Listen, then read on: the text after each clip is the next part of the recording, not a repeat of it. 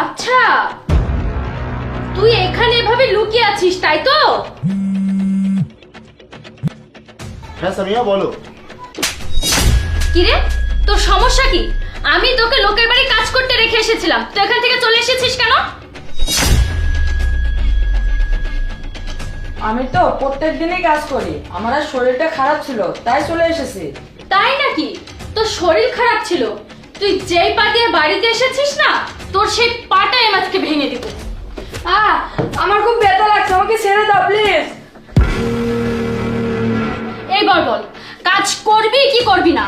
তুমি তো আমাকে ঠিক মতো খেতেই দাও না, তাহলে আমি কাজ করার শক্তি কোথা থেকে পাবো? আমার শুকরিয়া কর যে সপ্তাহে আমি তোকে এক দুইবার খেতে দিই। যেমন তো স্বভাব চরিত্র না, এক বেলাও খেতে দেওয়া চলে না। আমি তোমার কি ক্ষতি করেছি মা? তুমি আমার সাথে এমন করো কেন? তুই আমার কি ক্ষতি করেছিস? মানে তুই আমার জীবনটা একদম নষ্ট করে দিয়েছিস। আমি যখনই তোর বাবার কাছে টাকা চাই, আমার জন্য তার কাছে টাকাই থাকে না, আর যখনই তোর ওষুধ কিনা লাগে, অন্য কিছু কিনা লাগে, অমনি তার কাছে টাকা চলে আসে, তাই না?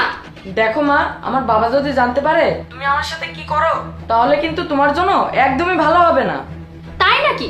তুই তোর বাবাকে বলবি আমি তোকে ওই অবস্থায় ছাড়লে তারপরে তো বলবি? আর এমনিতেও তোর বাবা অন্য শহরে কাজ করে, তোর বাবা বাড়িতে আসতে আসতে তো আমি এমন অবস্থা করবো না, তোর মুখ দিয়ে কথাই বের হবে না। আরে আমার ফোন! এই, তুই আমার ফোন দিয়ে অন্য কাউকে ফোন দিসনি তো? না না, আমি কাউকে কল করিনি। Very good. ভুলেও যদি কাউকে কল করার চেষ্টা করিস না, তাহলে কিন্তু তোকে আমি মেরে ফেলবো। এখন যা, কাজ কর, যা।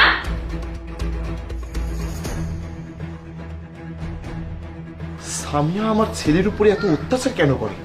ওকে কল করে শুনি। না না, ওকে যদি আমি এখন কল করি তাহলে ওর সন্দেহ হবে। ঠিক আছে, ওকে বাসায় যেতে হবে।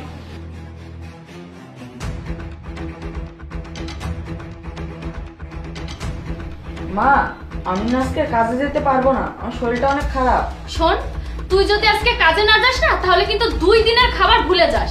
মা, একটু বোঝার চেষ্টা করো, আমি তো প্রত্যেক দিনই কাজে যাই।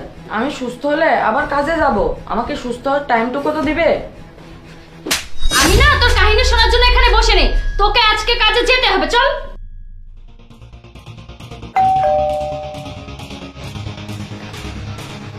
আরে জাহিদ, তুমি আজকে বাড়িতে আসবে, আমাকে আগেই বলতে পারতে।